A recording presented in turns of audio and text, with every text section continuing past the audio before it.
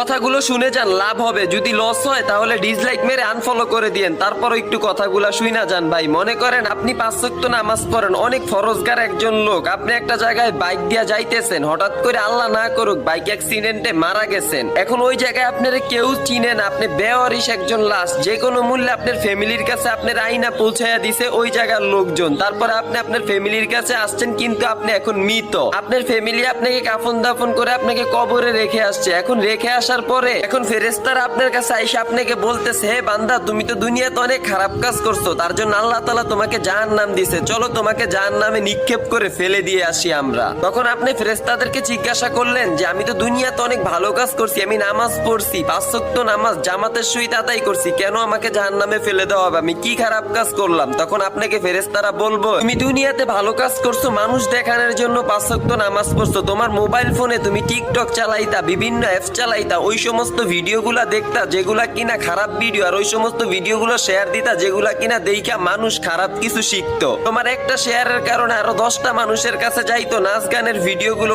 অশ্লীল ভিডিওগুলো, ওগুলা মানুষ দেখতো, ওই মানুষগুলোরও গুনাহ হইতো, তোমারও গুনাহ হইতো, সেই জন্য সব গুনাহগুলো তোমার ঘাড়ে আইসা পড়তো। তখন ওই কথাগুলো ফেরেশতাদের মুখ দিয়ে শুনতেছে আর ওই বান্দার চোখ দিয়ে পানি পড়তেছে। তখন ওই বান্দা ফেরেশতাদেরকে বলবে যে আমাকে আরেকটা বার কি সুযোগ দেওয়া যাবে দুনিয়াতে যাওয়ার জন্য আল্লাহ তাআলার কাছে বলে। তখন ফেরেশতারা বলবে, যে মানুষ একবার মৃত হয় সেই মানুষ আর কখনই পৃথিবীতে যেতে পারে না, আল্লাহ তাআলা আপনাকে অনেক সুযোগ দিয়েছে, আপনি সুযোগগুলোকে ভালো কাজে লাগান নাই, খারাপ কাজে ব্যয় করছেন। এখন একটা বার চিন্তা করেন তো, এমন একটা জায়গায় আমাদের চলে যাইতে হইব, এইটা একদম অনিবার্য, মৃত্যু আমাদের হবে, তো ওই জায়গাটায় যাওয়ার পরে আমরা আর পৃথিবীতে আসতে পারবো না। তো দুনিয়াতে ভাই কি করতেছি? ইসলামিক ভিডিওগুলো সাপোর্ট করতেছি না নাচ গানের ভিডিওগুলো সাপোর্ট করতেছি? আজকে আমার কারণে আপনার কারণে আরো 10টা ভাই খারাপ ভিডিওগুলো দেখতেছে, তাদের গুণাগুলো আমরা ভাগি হইতেছি। ভাই আর কখনো নাচ গানের ভিডিওগুলো শেয়ার দিব না এই ভিডিওটা দেখার পর থেকে, কি বলেন আপনারা, দিবেন ভাই? যদি আমার সাথে একমত হন আর এই ঘটনাটা শোনার পরও যদি এই ভিডিওটা শেয়ার না দেন, মনে করবো আপনার মতো হৃদয়হীন মানুষ আর হইতে পারে না। এই ভিডিও